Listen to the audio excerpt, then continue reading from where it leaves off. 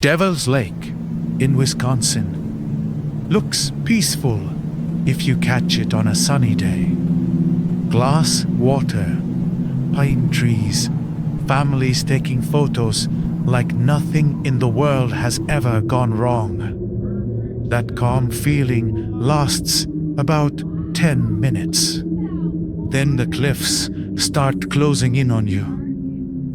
The lake sits inside a bowl of ancient quartzite bluffs, 1,200-foot walls of rock that look less like nature and more like something built to keep people in, or keep something else from getting out. Geologists say the basin formed at the end of the last ice age, around 12,000 years ago.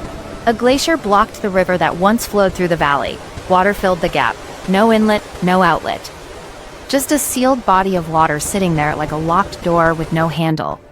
Local Ho-Chunk oral history goes much older than that. They say the valley was feared long before the glacier came, long before the lake existed. Before water filled the basin, the place was called the Forbidden Hollow. Hunters avoided it. It was the locked dog cove. Undervalues were not stay lit. Animals refused to cross the valley floor. Even wolves circled around it. Then came the giants. Red-haired, towering, violent.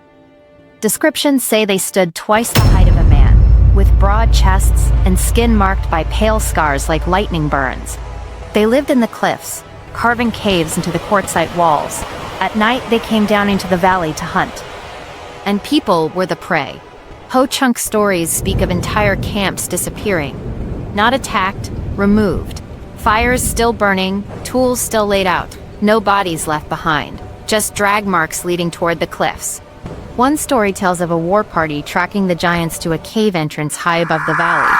Inside they found bones stacked like firewood, human bones, cleaned, cracked open. So the people prayed. They prayed to the thunder beings, the sky powers who controlled storms and judgment. For weeks, nothing happened. Then the sky changed. A storm rolled in that elders said did not move like a normal storm. It formed directly over the valley and stayed there, black clouds spinning in place. Lightning striking the cliffs again and again like spears thrown from the heavens. Then came the fire. Not lightning, fire. Witnesses said burning stones fell from the sky. The cliffs lit up. Caves collapsed. Giants ran from the rock walls screaming as flames poured down the slopes. By morning, the giants were gone, and the valley floor ran red. Stories say rain mixed with their blood and pooled in the basin. When the glacier later sealed the valley and water filled it, the people believed the lake formed over the graves of the giants. That is one reason the place earned its name, but the lake did not stay quiet. Once the water settled, something moved beneath it. Early Ho-Chunk fishermen refused to cast nets in the deeper center. They spoke of a shape that circled below their canoes, long, coiled, bigger than any sturgeon. They called it the horned serpent. Not a snake, something older. Descriptions vary. Some say antler-like horns, others say a crown of bone ridges. All agree on the eyes, large, forward-facing, intelligent, and hungry. Canoes overturned in calm water. Fishermen pulled under without a splash. One story tells of 3 brothers crossing the lake at dawn. The water bulged upward beneath them like something breathing. A scaled back broke the surface. The canoes snapped in half like a twig. Only one brother made it to shore. He refused to go near the water again. Then came the battle in the sky. Elders say the Thunderbirds returned when the Serpent grew too bold. Storm clouds formed low over the lake. Lightning did not strike downward. It struck sideways across the water, chasing something moving beneath the surface. Witnesses described the lake boiling, waves crashing without wind. Then, a massive winged shape dropped from the clouds.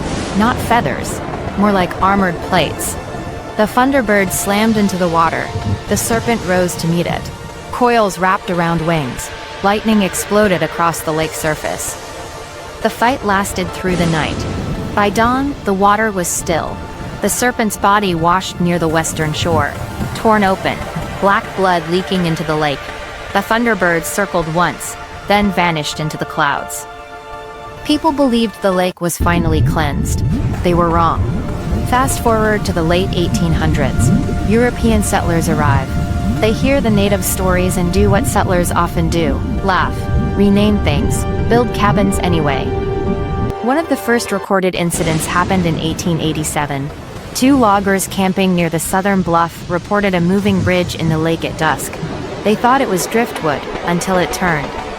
They described a long neck rising from the water before submerging again. Newspapers printed the story as a joke, until more sightings followed. Fishermen in the early 1900s reported large wakes trailing their boats with no visible source. Divers in the 1930s claimed the lake bottom dropped deeper than survey maps show, with sudden trenches descending into darkness. Then came the military presence. During World War II, restricted training operations quietly took place near the lake. Official records list navigation drills, nothing unusual. Locals disagree. They reported unmarked trucks arriving at night. Equipment unloaded near the shoreline. Floodlights aimed at the water. In 1946, several residents claimed they saw something large surface near a restricted zone while helicopters circled overhead. The area was sealed off for 3 days. No explanation given. Through the Cold War years, reports continued. Black helicopters flying low over the bluffs. Sonar buoys placed in the lake. Boaters warned away from certain coordinates without reason.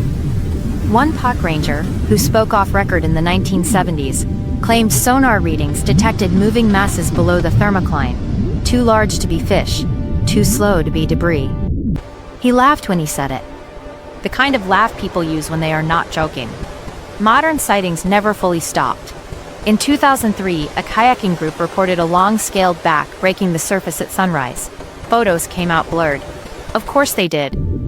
Cryptids apparently hate high-resolution cameras. In 2017, a drone hobbyist captured footage of a massive shadow moving beneath clear water near the eastern bluff. The video disappeared from his channel within days. He later claimed he received calls asking him to remove it. He did not argue. Today, Devil's Lake remains one of the deepest inland lakes in Wisconsin. No river feeds it, no river drains it.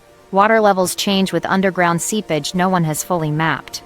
Divers still talk about cold pockets that feel like underwater caves breathing out chilled air. Fishermen still refuse the deepest center. And hikers who camp along the bluffs sometimes report thunder rolling across clear skies. No clouds. No storm fronts. Just sound. Low, distant, circling the lake. Park brochures will tell you the name Devil's Lake came from a mistranslation of the Ho-Chunk word Teewakan-sunk, meaning sacred lake. Nice explanation. Comforting. But locals will tell you the older reason.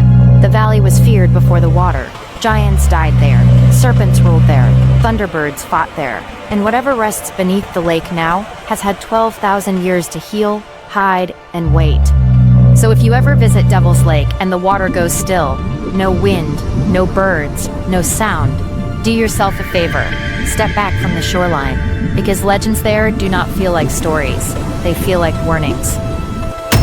Thanks for watching. Hit that like button and share this video with someone who loves a good scare. Every tap and share helps us bring ye more terrifying true stories, disturbing encounters, and chillin' mysteries. Tales designed to keep ye up at night. This is Dark Hour Diaries, where your nightmares find a voice. Arr!